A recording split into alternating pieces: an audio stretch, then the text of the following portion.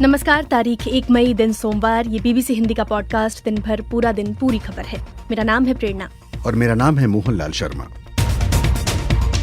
कार्यक्रम में आज बात तलाक पर आए सुप्रीम कोर्ट के नए आदेश से लेकर लगातार 9वें दिन धरने पर डटे पहलवानों और लुधियाना में हुए गैस लीक हादसे की। ये ग्राउंड अवेलेबल नहीं है हिंदू मैरिज एक्ट वगैरह में, ग्राउंड फॉर डिवोर्स, तो उसके वजह से बहुत मामला जानते हैं लटक जाता है। बिना 6 महीने इंतजार किए अब सीधे ले सकते हैं तलाक। सुप्रीम कोर्ट के आए नए आदेश के क्या है मायने और क्या होगा इसका असर? राजनेताओं के समर्थन से क्या तेज होगी पहलवानों की आंदोलन की धार, या सियासत का अखाड़ा बनता जा रहा है प्रदर्शन? राजनीति ही बेटियों की इज्जत पहले है, राजनीति बाद में आती है, सारी चीजें बाद में आती है। जब बात बेटी की इज्जत और सम्मान की होती है तो सबसे पहले वो चीज होती है, ना कि राजनीति।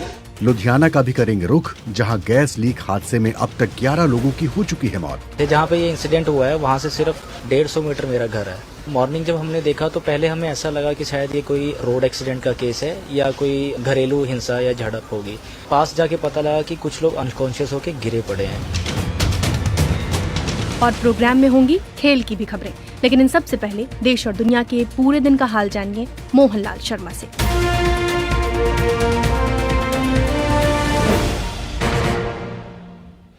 केंद्र सरकार ने सुप्रीम कोर्ट को बताया है कि वो अंग्रेजों के समय के बने राजद्रोह कानून की समीक्षा कर रही है।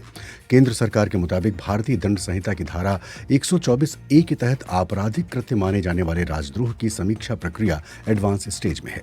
सुप्रीम कोर्ट में केंद्र सरकार का पक्ष रख रहे attorney general R Venkataramani ने अदालत से इस मामले की सुनवाई संसद के मानसून सत्र के बाद करने की अपील की। मुख्य न्यायाधीश जस्टिस DY चंद्रचूड़ और जस्टिस JB पारदीवाला की खंडपीठ ने अटॉर्नी जनरल की बात मानते हुए अब इस मामले की अगली सुनवाई अगस्त के दूसरे सप्ताह में करने का फैसला किया है। बिहार के बाहुबली नेता आनंद मोहन सिंह को मर्डर केस में समय से पहले रिहा करने के मामले पर सुप्रीम कोर्ट ने सुनवाई को मंजूरी दे दी है। आनंद मोहन IAS अधिकारी जी कृष्णैया की हत्या के दोषी थे और उन्हें आजीवन कारावास की सजा सुनाई गई थी। उनको बरी करने के खिलाफ जी कृष्णैया की पत्नी उमा कृष्णैया सुप्रीम कोर्ट गई थी, जिस पर अब सुप्रीम कोर्ट 8 मई को सुनवाई करेगा। बिहार सरकार ने जेल मैनुअल में बदलाव करके आनंद मोहन को जेल से रिहा करने का फैसला लिया था।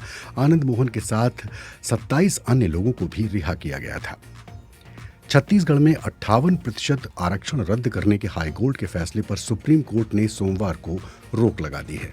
सुप्रीम कोर्ट के ताज़ा फैसले के बाद छत्तीसगढ़ में 58% आरक्षण की व्यवस्था अंतिम फैसला आने तक फिर से लागू हो गई है।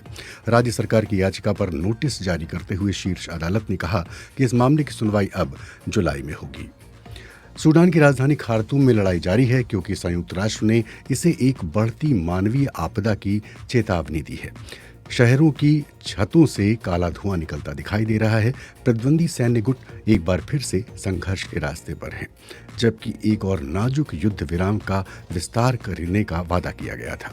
वहां के एक डॉक्टर अहमद अबू शम ने कहा, One of the major hospitals in Khartoum North has been raided by some of the fighting factions and the medical staff. Doctor Ahmed कह रहे थे कि खार्तूम उत्तर के प्रमुख अस्पतालों में से एक अस्पताल पर कुछ लड़ाकू गुटों ने छापा मारा और चिकित्सा कर्मचारियों को घायल सैन्य कर्मियों का इलाज करने के लिए मजबूर किया। अन्य नागरिक रोगियों को इलाज से वंचित किया गया है। हम घायल व्यक्तियों में सैन्य होने या फिर और व्यक्तियों में अंतर नहीं करते हैं, लेकिन दुर्भाग्य से सेना इस अस्पताल से असैन्य व्यक्तियों और असैन्य रोगियों को जबरन निकाल रही है। रूस के यूक्रेन पर मिसाइल हमले जारी हैं और ये 3 दिनों के भीतर दूसरा हमला है। खेरसोन क्षेत्र में एक व्यक्ति की मौत हुई, जबकि 3 बच्चों समेत 25 अन्य लोग एक दूसरे क्षेत्र में घायल हुए हैं। यूक्रेन के सुरक्षा बल ने बताया कि देश के हवाई रक्षा बल ने 18 में से 15 मिसाइलों को नाकाम किया है। दिनीप्रो के नज़दीक शहर को भी निशाना बनाया गया है। इस हमले में 19 हाई राइज अपार्टमेंट ब्लॉक्स, 25 निजी घर, 6 स्कूल, किंडरगार्टन और 5 दुकानों को नुकसान पहुंचा है। तुर्की के राष्ट्रपति रिसेप तैयब अर्दवान ने घोषणा की है कि तुर्की की सेना ने सीरिया में इस्लामिक स्टेट के संदिग्ध प्रमुख अबू हुसैन अल कुरैशी को मार दिया है। माना जाता है कि बीते साल नवंबर में अबू हसन अल हाशमी अल कुरैशी की मौत के बाद आईएस की कमान अबू हुसैन अल कुरैशी के ही हाथ में थी।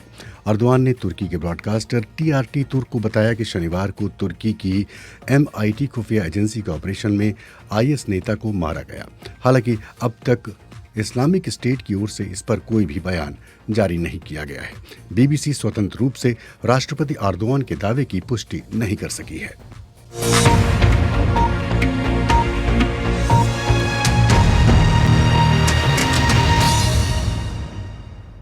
ये BBC हिंदी का पॉडकास्ट दिन भर पूरा दिन पूरी खबर है। आप इसे सोमवार से शुक्रवार BBC हिंदी के hindi.com के लाइव पेज के साथ साथ BBC हिंदी के फेसबुक और यूट्यूब पन्ने पर शाम 7:30 बजे लाइव सुन सकते हैं।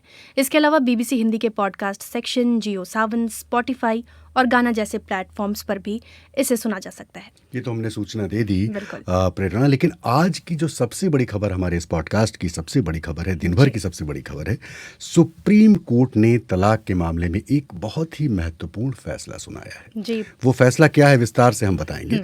5 जजों की संवैधानिक पीठ ने कहा है कि अनुच्छेद 142 के तहत सुप्रीम कोर्ट की मिली शक्तियों का इस्तेमाल करते हुए सर्वोच्च अदालत विवाह को तुरंत भंग कर सकती है। लेकिन मोहन, यह तभी संभव है जब अदालत इस बात से पूरी तरह आश्वस्त हो जाए कि पति पत्नी के बीच सुलह की जो सारी संभावनाएं हैं वो खत्म हो चुकी हैं और उनके बीच रिश्तों को दोबारा शुरू करने की जो गुंजाइश है वो भी नहीं बची। अदालत ने कहा कि जो जोड़े तलाक मांग रहे हैं उनको 6 महीने की अवधि का इंतजार भी नहीं करना होगा।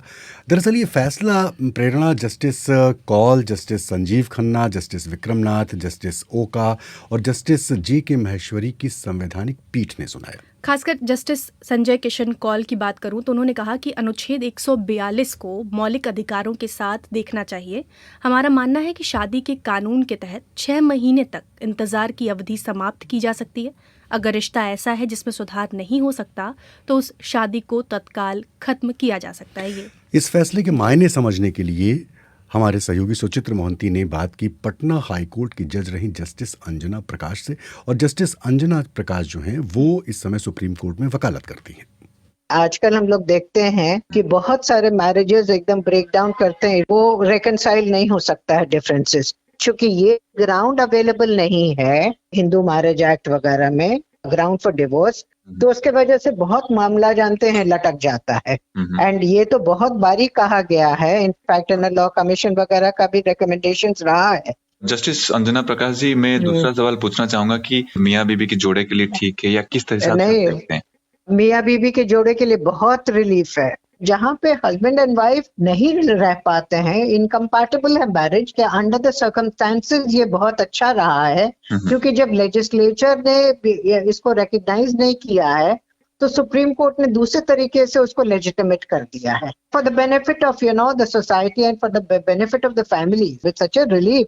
नहीं तो है ना कि जो person who has gone through the entire process can only tell कि कितना टॉर्चरस है, ये कितना टॉर्चरस है डिवोर्स प्रोसीडिंग्स। अगर है ना कि इरिट्रीवेबली ब्रेक डाउन भी करता है, you move for other reasons, और फिर वो कंटेस्ट करेगा, फिर चलेगा फैमिली कोर्ट में तो 6-7 साल लग जाएगा। उसके बाद फिर ऊपर आएगा, हाई कोर्ट आएगा, फिर हाई कोर्ट से फिर सुप्रीम कोर्ट आएगा। तो मतलब वो सीढ़ी लगी ही रह जाती है। Till then your life is spoiled. तो जस्टिस अंजना प्रकाश सीढ़ी लगी रह जाती है, वो ये कह रही थी। बिल्कुल। लेकिन अब ये समझ लेते हैं मोहन, या आप हमें समझाएं कि ये हिंदू मैरिज एक्ट 1955 की धारा 13B में प्रावधान क्या है? तो प्रेरणा, दरअसल हिंदू मैरिज एक्ट 1955 की जो धारा 13B है उसमें इस बात का प्रावधान है कि अगर पति पत्नी आपस में सहमत हों और तलाक लेना चाहते हो तो इसके लिए फैमिली कोर्ट में आवेदन दे सकते हैं, वहाँ जा सकते हैं। लेकिन सवाल ये है कि फैमिली कोर्ट में जो गट्ठर लगा हुआ है, जो मुकदमों की तादाद है वो इतनी ज़्यादा है कि जज के सामने आवेदन पर सुनवाई के लिए महीनों लगते हैं। तारीख दर तारीख चलती है और इसके बाद तलाक का पहला मोशन जारी होता है और उसका जो दूसरा मोशन है, यानी कि जो तलाक की औपचारिक डिक्री है, उसको हासिल करने के लिए 6 महीने का इंतजार करना पड़ता है। यानी मतलब इसके तहत तलाक का प्रावधान है। बिल्कुल सही, तलाक का प्रावधान है। लेकिन अब इस मामले को और समझा जाए कि ये आर्टिकल 142 कहाँ से आ गया? अनुच्छेद 142 में मुझे लगता है, अगर मैं गलत हूं तो बताइएगा, कि इस बात का प्रावधान है कि न्याय के हित में सुप्रीम कोर्ट कानूनी औपचारिकताओं को दरकिनार करते हुए किसी भी तरह का आदेश दे सकता है। तो सवाल ये भी है कि क्या पहले भी सुप्रीम कोर्ट ने अपनी इस शक्ति का इस्तेमाल किया है, और सवाल ये भी है कि अगर सुप्रीम कोर्ट ने डायरेक्ट इंटरवेंशन करके इस तरह का ऑर्डर दिया है तो इसके बाद क्या जो फैमिली कोर्ट है उसकी उपयोगिता खत्म हो जाएगी? जी, ये वाजिब सवाल है। और सुचित्र मोहंती ने इलाहाबाद हाई कोर्ट में जस्टिस रह चुके गोविंद माथुर से पूछा कि जिस आर्टिकल 142 की बात हो रही है, हम भी जिस बारे में बात कर रहे हैं, उसका क्या पहले भी इस्तेमाल किया जा चुका है?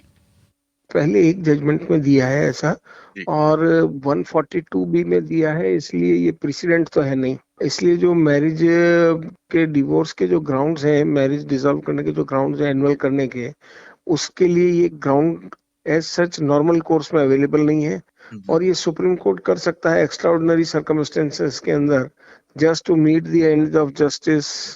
ये उन्होंने किया है। एक्सेप्शनल सर्कमस्टेंसेस में ही होता है, कोई ऐसी परिस्थिति रही होगी कि अब उनको लगा कि इसकी कोई ऐसा तो है नहीं कि प्रेसिडेंट वैल्यू है, ये पावर केवल सुप्रीम कोर्ट के पास है। इवन हाई कोर्ट भी इसको फॉलो करके कि इसे एनुअल, किसी मैरिज को एनुअल नहीं कर सकती। क्या अब फैमिली कोर्ट का इस मामले में कोई इम्पोर्टेंट सिग्निफिकेंस रहेगी, या फिर वहां पे भी डिवोर्स केस चलेगी, सुप्रीम कोर्ट में चलेगी, या फिर क्या किस तरीके का? नहीं, फैमिली कोर्ट में ही चलेगी। जो ये जैसा है कि ये केवल और केवल एक इस केस के अलावा और कहीं लागू नहीं होगा। अदरवाइज जो लॉ है वो एज इट इज रहेगा, फैमिली कोर्ट में चलेगा। उसकी अपील की उसी तरह हाई कोर्ट में उसकी अपील होगी। इसका किसी तरह से कोई इम्पैक्ट जो सेटल्ड प्रोसीजर है उस पर कोई किसी तरह का नहीं होगा। सुप्रीम कोर्ट तो रेयरेस्ट ऑफ रेयर वाली पोजीशन है कि आप सुप्रीम कोर्ट में आ जाएं। ऐसा बहुत मुश्किल परिस्थिति के अंदर और बहुत ही विशिष्टतम परिस्थितियों के अंदर ऐसा होगा।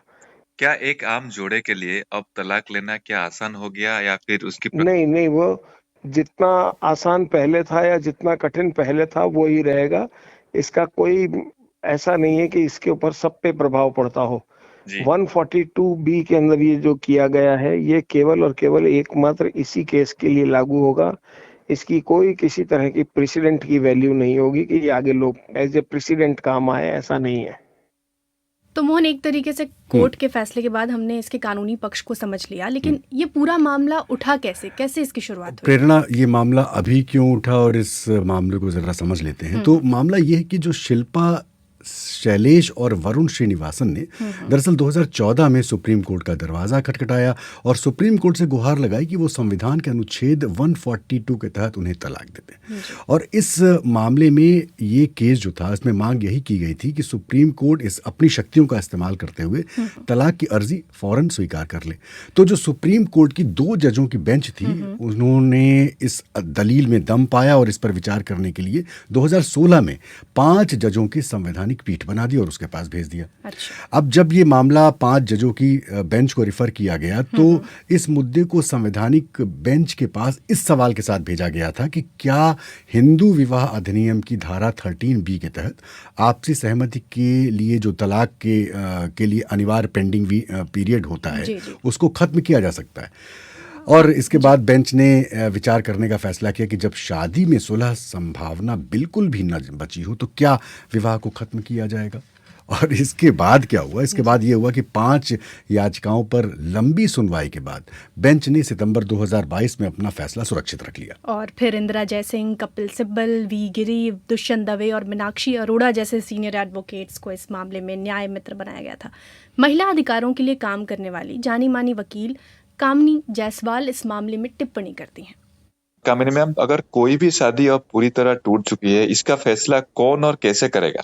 फैसला तो सुप्रीम कोर्ट ही करेगी ना। अगर दोनों पार्टीज आ जाएं सामने और वो कहें कि इतने साल से हम अलग रह रहे हैं, हमारे बीच में कुछ नहीं है, हमने सब कुछ सॉर्ट आउट कर लिया है, फाइनेंशियल मैटर्स, बच्चों का सब कुछ, और किसी को अगर इससे नुकसान नहीं होने वाला है या किसी और के साथ अन्याय नहीं होने वाला है तो सुप्रीम कोर्ट 142 में इस पावर का यूज कर लेती है।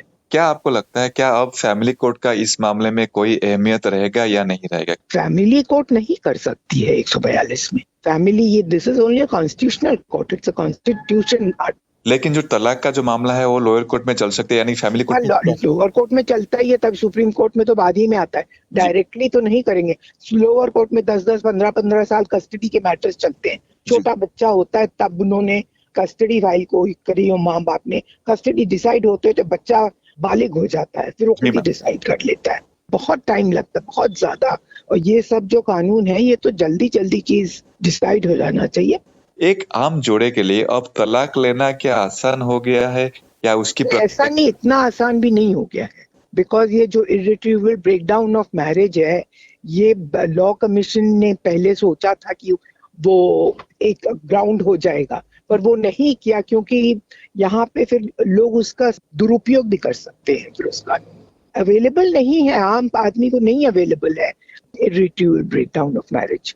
वो तो सुप्रीम कोर्ट ने उसमें पूरा केस देख के और सब देख के अगर उनको लगता है कि ये करना है तो करते हैं। It is going to be very extraordinary, it is not normal course में नहीं होगा ये। तो कामिनी जायसवाल इसका विश्लेषण कर रही थी और बता रही थी कि ये मतलब इतना आसान नहीं है कि कोई भी आदमी जो है वो जाके तलाक सुप्रीम कोर्ट में फाइल कर देगा और उसको मिल जाएगा। दरअसल इसको समझना होगा कि फैमिली कोर्ट अपना काम करेंगी और ये एक्स्ट्रा ऑर्डिनरी शक्तियों का इस्तेमाल करके 142 का इस्तेमाल करके इस तरह अदालत जो है, सुप्रीम अदालत अपना फैसला सुना सकती है। तो ये पेच हैं, समझने पड़ेंगे। जी, तो आप बीबीसी हिंदी का पॉडकास्ट दिन भर पूरा दिन पूरी खबर सुन रहे हैं। कार्यक्रम में आगे सुनाएंगे जितने आप कह सकते हैं जैसे टुकड़े टुकड़े गैंग, या जो ताकतें शाहीन बाग में सक्रिय थी, जो ताकतें किसान आंदोलन में सक्रिय थी, जो हमेशा समय समय पर मोदी जी पर हमला किया करते हैं, पार्टी पर हमला किया करते हैं, आज वही सारी ताकतें दिखाई पड़ रही हैं। तो ये आवाज़ कुश्ती महासंघ के अध्यक्ष बृजभूषण शरण सिंह की है। उनका इंटरव्यू सुनाएंगे आपको, साथ ही लुधियाना का भी रुख करेंगे। लेकिन इन सबसे पहले रोजाना की तरह श्रोताओं की टिप्पणियां। मोहन, आपकी नज़र हमेशा की तरह फेसबुक पर है और परमवीर रावत की टिप्पणी मेरे सामने है कि भारतीय महिला पहलवान का मामला क्या हुआ, कुछ हुआ, इस बारे में भी बताइए। तो परमवीर भाई, अभी हम बस आप की टिप्पणियां पढ़ने के बाद इसी मामले पर आएंगे। घनश्याम यादव टिप्पणी कर रहे हैं, उनकी एक टिप्पणी है। मनोहर चमोली की टिप्पणी है कि तलाक के मामलों में नवजात बच्चों का क्या होगा, कई सवाल उठा रहे हैं। अजीत धर द्विवेदी की टिप्पणी ही है कि टिप्पणी पढ़िए। और इसके अलावा मोहम्मद अमीरुद्दीन साहब की टिप्पणी है कि जिस तरह से काले कानून रद्द किए गए, माफ़ी मांगी गई, उसी तरह से बहुत जल्द ही ब्रजभूषण सिंह को क्यों ना गिरफ्तार किया जाए। राकेश दुबे इंडिया बोल के जिक्र कर रहे हैं। और अब आपकी बारी। संगीता खड़के हैं, लिख रही हैं कि सुप्रीम कोर्ट का ये फैसला निसंदेह ही जनहित में है। मनोहर चमोली लिखते हैं कि तलाक का आधार व्यभिचार, क्रूरता, यौन रोग, तमाम तरीके की लंबी टिप्पणी है उनकी। और वो रोज़ाना टिप्पणी करते हैं। मदन लाल लंबोरिया लिख रहे हैं कि राजद्रोह को केंद्र गलत बताकर देशद्रोह के मुकदमे पर चुप है। सुरेंद्र सिंह कहते हैं कि समय पर न्याय नहीं मिलना न्याय ही है क्या। तो कई टिप्पणियां जो हैं। हीरा लाल रॉय की टिप्पणी जरूर लेना चाहूँगा। ये कह रहे हैं कि भाई मोहन लाल जी हफ्ते में कम से कम एक बार जरूर। अरे मैं तो जी 5 दिन आ रहा हूँ। अब तो रोजाना लगातार आपको इनकी आवाज़ तो लगातार आप हमें सुनते रहेंगे। तो बहुत बहुत शुक्रिया कि इसी तरह हमारा प्रोग्राम सुनते रहें। और साथ में गुजारिश हमेशा हम करते हैं कि उन लोगों को भी सुनाइए जो इसे नहीं सुनते हैं, और उन्हें बताइए कि हम क्या करते हैं। जी, उनको अपने ये प्रोग्राम जो है वो साझा करें, उन्हें भी बताएं कि रोज़ाना ये प्रोग्राम सुनने यहाँ तक पहुँचे। अब बढ़ते हैं कार्यक्रम के दूसरे पड़ाव की ओर। और वो जो पड़ाव जो हमारी टिप्पणी के बारे में था कि महिला पहलवानों पर क्या हुआ। एफआईआर अगर दर्ज हुए हैं तो उसकी कॉपी नहीं मिली है किसी को नहीं मालूम अभी तक कि उस एफआईआर में क्या है, कौन सी धारा है, कौन सी नहीं है। दोषी एक बड़ा आदमी है, तो क्या ये सिस्टम उसे सुरक्षा कवच पहना रहा है या मंशा सजा देने की है? किसी भी केस की बुनियाद एफआईआर होती है, और एफआईआर एक पब्लिक डॉक्यूमेंट है। अभी तक वो डॉक्यूमेंट पब्लिक नहीं हुए। तो ऐसा संदेश जा रहा है देश के अंदर कि अगर उनकी पार्टी का कोई आदमी गड़बड़ करेगा तो उसके खिलाफ एफआईआर भी दर्ज नहीं की जाएगी। तो ये आवाज़ें उन राजनेताओं की अभी आप सुन रहे थे जो एक के बाद एक दिल्ली के जंतर मंतर पहुंचकर पहलवानों को अपना समर्थन दे रहे हैं। पहलवानों के धरने का आज 9वां दिन है और वो कुश्ती महासंघ के अध्यक्ष बृजभूषण शरण सिंह के इस्तीफे और गिरफ्तारी की मांग को लेकर अभी भी डटे हुए हैं। और दूसरी तरफ बृजभूषण सिंह शरण सिंह का कहना है कि वो इस्तीफा नहीं सौंपेंगे। पहले इनकी मांग थी एफआईआर की जाए, चलिए भाई इनकी मांग स्वीकार हो गई। FIR हो गई। अब इनको चाहिए, अब कहते हैं कि जेल के अंदर होना चाहिए, सारे पदों से इस्तीफा देना चाहिए। इस्तीफा कोई इतनी बड़ी चीज नहीं है, लेकिन अपराधी बनकर नहीं, अपराधी बनकर के नहीं, मैं अपराधी नहीं हूँ। मोहन, इस बीच जो विपक्षी नेता जंतर मंतर पहुंच रहे हैं वो सवाल उठा रहे हैं कि अब तक FIR की कॉपी को सार्वजनिक क्यों नहीं किया गया और बृजभूषण को बचाने की कोशिश क्यों की जा रही है। जब किसी भी लड़की के साथ मॉलेस्टेशन होती है तो क्या आप कमेटी बनाते हो? वहाँ बताइए, इंस्पेक्टर आता है, धारा लगाता है, अंदर ठोक देता है।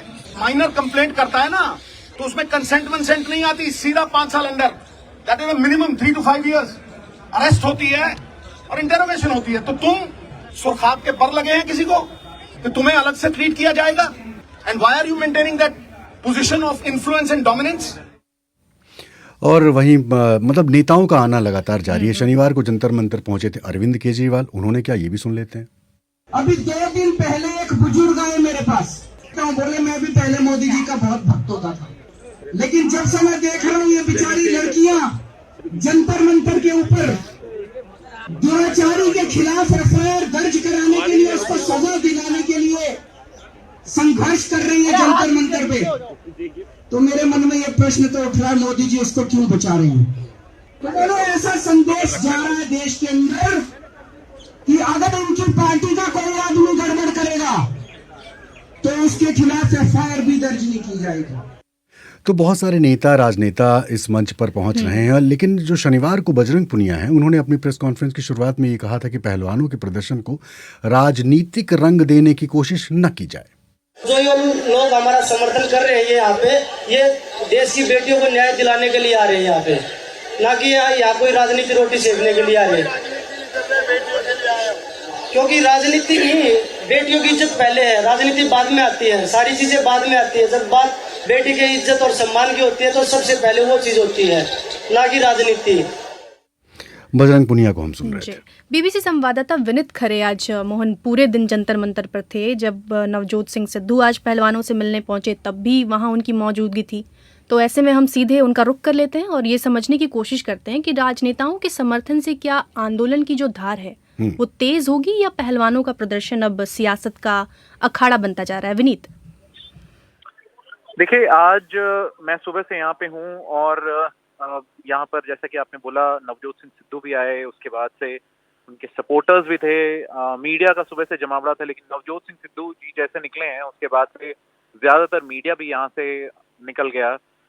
इससे जो पहलवान है उनको फायदा होगा कि नहीं होगा, आई मीन जब ये मैं भी विनेश फोगाट से बात करके आ रहा हूँ तो उनकी बात से मैं जितना समझ पाया कि जो बात है चाहे, और ये सब सिर्फ राजनीतिज्ञों की बात नहीं है, जो विभिन्न खाप पंचायतों से लोग हैं, दूर दूर खाप नेता हैं, वो यहाँ पर आ रहे हैं, तो जो उनकी बात है, उनका संदेश है, वो दूर दूर तक जा रहा है। क्या इससे जो वो चाह रहे हैं वो हो पाएगा कि नहीं, ये हमें देखना होगा। लेकिन हाँ जी, लेकिन मैं बता दूं कि जो चेहरे देख रहा हूँ यहाँ पे मोहनलाल जी, मुझे मतलब मैं जितना समझ पाया कि एक जैसे एंगर है, फ्रस्ट्रेशन है और एक जैसे कि ये क्या हो रहा है। लेकिन मैं विनेश जो कहना था, विनेश जी एंगर नहीं है, लेकिन अभी रात हो गई है, वहाँ पे बिजली कटी हुई है, मच्छरों के बीच में लोग बैठे हुए हैं, गद्दे हैं, आज यहाँ पर पानी बरसा है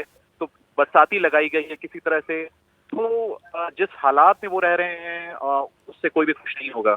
विनीत, बहुत संक्षेप में एक चीज़ जानना चाहते हैं कि पहले इन पहलवानों ने, याद करें आप पहले दौर का जब धरना था तो इन्होंने परहेज किया था कि नेताओं से और इन सब से परहेज किया था, कहा था कि ये मंच उनका नहीं है। लेकिन जो अब धीरे धीरे जब उन्होंने कहा कि भाई जो मुझे समर्थन देना चाहता है, तो क्या इन्होंने अपनी रणनीति बदल ली है? देखिए, उनका कहना है कि पहले राजनीतिक नेताओं को उन्होंने दूर रखा क्योंकि उनको लगता था कि मतलब किसी भी तरह से ये न लगे कि इसमें कोई राजनीति हो रही है, या वो जो इंसाफ या फिर जस्टिस की उम्मीद है, उनको लगता है कि वो थोड़े देर कुछ घंटे बैठेंगे या 1-2 दिन में चीजें सॉर्ट हो जाएंगी। लेकिन वो उनका कहना है वो ऐसा हुआ नहीं, और जिस सोच के साथ वो बैठे थे वो नहीं हुआ। उनको लगता था कि उनकी बात प्रधानमंत्री तक पहुंचेगी तो तुरंत मामला सॉर्ट हो जाएगा, लेकिन वो हुआ नहीं। और अब एक तरीके से दूसरा तरीका उन्होंने अपनाया है, इससे फायदा होता है कि नहीं हमें देखना होगा। जी, शुक्रिया। जी शुक्रिया विनीत। ठीक है, आप घर जा रहे हैं धरने से निकल के। बहुत बहुत शुक्रिया इस कार्यक्रम में लाइव शामिल होने के लिए। अब मोहन, कार्यक्रम के तीसरे पड़ाव की ओर बढ़ें, लेकिन इससे पहले बृजभूषण शरण सिंह ने समाचार एजेंसी ANI से बात की है और इस्तीफे पर फिर जवाब दिया है। किस चीज का इस्तीफा देना चाहिए, कौन सा गलत काम मैंने किया है कि इस्तीफा दे दूं? सुप्रीम कोर्ट में पूरे प्रकरण में न जाकर के सुप्रीम कोर्ट के निर्देशानुसार FIR हो गई, दिल्ली पुलिस जांच कर रही है, तो जांच का परिणाम आने दो।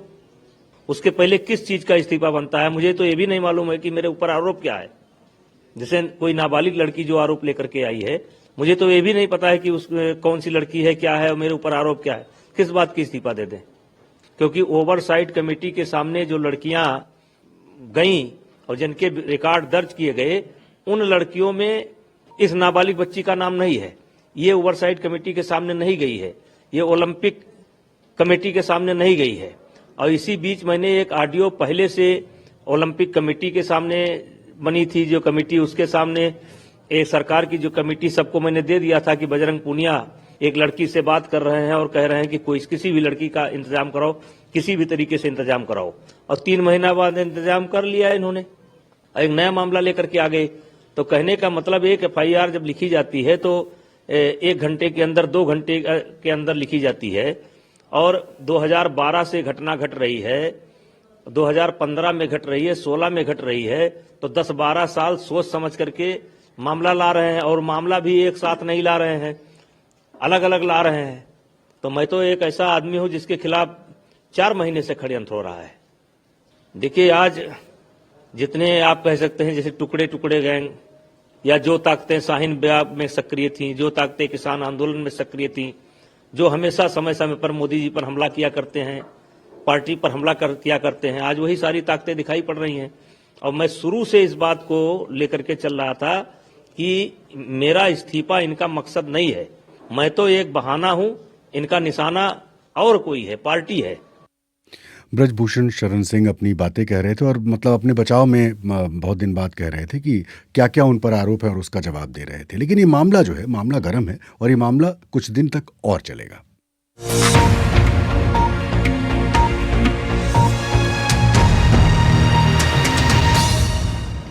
अब सीधा रुख करते हैं पंजाब के लुधियाना का मोहन, जहां के ग्यासपुर इलाके में गैस रिसाव के कारण कम से कम 11 लोगों की मौत हो गई है और अभी 4-5 लोग गंभीर स्थिति में हैं। ये कल की घटना है। कल की घटना है और जो मृतक हैं उनमें से 11 लोगों में से 5 लोग जो हैं वो एक ही परिवार के थे, अप्रवासी परिवार के, यानी कि यहाँ का ये लोकल परिवार नहीं था। और ये जो ग्यासपुरा है प्रेरणा, ये पहले एक गाँव हुआ करता था, बाद में वार्ड बन गया और 1990-91 में यहाँ पर इंडस्ट्री डेवलप हो गई। और इसके बाद जो शहरीकरण होता है ना, शहरीकरण हुआ। जो श्रमिक इस घटना से प्रभावित हैं उनके घर 3 मुख्य गड्ढों से सटे हुए हैं। यहाँ के पुलिस कमिश्नर बताते हैं मनदीप सिंह कि सीवरेज कवर के पास गैस उठी और फिर वहाँ मौत हो गई। एक चश्मदीद ने इस पूरे मामले को देखा, उन्होंने BBC को बताया। जहाँ पे ये इंसिडेंट हुआ है वहाँ से सिर्फ 150 मीटर मेरा घर है। तो मॉर्निंग जब हमने देखा तो पहले हमें ऐसा लगा कि शायद ये कोई रोड एक्सीडेंट का केस है या कोई घरेलू हिंसा या झड़प होगी। तो पास जाके पता लगा कि कुछ लोग अनकॉन्शियस होकर गिरे पड़े हैं। तो एक साथ में डॉक्टर आरती क्लिनिक पे हैं, वो उनकी वाइफ बाहर घर के झाड़ू मार रही थी, वो अभी कॉन्शियस थे। तो अचानक ही क्या हुआ, वो गिर पड़े। तो उनके हस्बैंड हैं, वो भागे भागे आते हैं, उनके मुंह पे पानी के छींटे मारते हैं और हेल्प के लिए बोलते हैं, मगर हेल्प के लिए कौन जाएगा, गैस बहुत ज़्यादा थी। हमने कोशिश की मदद करने की, मैंने, मेरे यंगर भाई ने और मेरे फ्रेंड्स भी थे। तो जब हम आगे बढ़ने लगे तो वो जो अपनी वाइफ के मुंह पे पानी के छींटे मार रहे थे वो भी बेहोश हो गए। तो मोहन, ये दुर्घटना कैसे घटी वो बता रहे थे। बिल्कुल, वो बता रहे थे। और ये गैस कौन सी थी, कैसे लीक हुई और ये हादसा हुआ कैसे, तमाम जांच जारी है। NDRF की टीम भी तैनात है वहाँ। हालांकि लोग मतलब खबरों के मुताबिक लोग कह रहे हैं कि H2S गैस थी जिसकी वजह से ऐसा हुआ। लेकिन अभी भी इसमें बहुत सारी जो जांच हैं वो जारी हैं और उसके बाद पता चलेगा कि घटना किस तरह से घटी। तो अब बढ़ते हैं खेल की खबरों की ओर।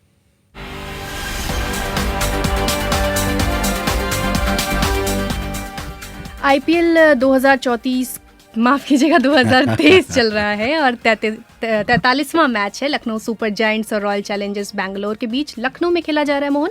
आरसीबी के कप्तान फाफ डुप्लेसी ने टॉस जीतकर पहले बल्लेबाजी का फैसला किया है। मेजबान लखनऊ की टीम गेंदबाजी कर रही है और अगर आप टीवी स्क्रीन की ओर देखें तो फिलहाल ऐड चल रहा है और हम नहीं देख पा रहे कि स्कोर। हाँ, अब बता रहे हैं कि अब 0 पर 42 आरसीबी अभी जैसा कि मैंने पहले ही बताया बल्लेबाजी कर रही है। डुप्लेसी ने कहा है कि बाद में पिच से स्पिन को मदद मिल सकती है, इसलिए वो पहले बल्लेबाजी करना चाहते हैं। जो है वो 21 रन पे खेल रहे हैं 19 बॉलों में और डुप्लेसी जो है वो भी 21 पे हैं, दोनों बराबरी पर हैं। तो लखनऊ की टीम ने 8 में से 5 मैचें जो हैं अभी तक जीती हैं और पॉइंट टेबल में दूसरे नंबर पर हैं। वहीं बैंगलोर की अगर बात करूं तो 8 में से 4 मैच बैंगलोर ने जीते हैं अभी तक और ये टीम पॉइंट टेबल में 6ठे नंबर पर है। बहुत बहुत शुक्रिया प्रेरणा। और कार्यक्रम के इस मोड़ पर यानी कि इस पड़ाव पर हमें आपसे विदा लेनी होगी क्योंकि वक्त हमारे जाने का है, लेकिन इस वादे के साथ हम जाएंगे कि कल आपसे फिर से मुलाकात होगी और जब कल आपसे मुलाकात होगी तो दिन भर होगा। प्रेरणा आप होंगी, रविशंकर कुमार भी होंगे और साथ में bbchindi.com का पन्ना भी होगा जिस पर लगातार 24 घंटे खबरों का सिलसिला जारी है। तो मोहनलाल शर्मा और प्रेरणा को दें इजाजत। नमस्कार। नमस्कार।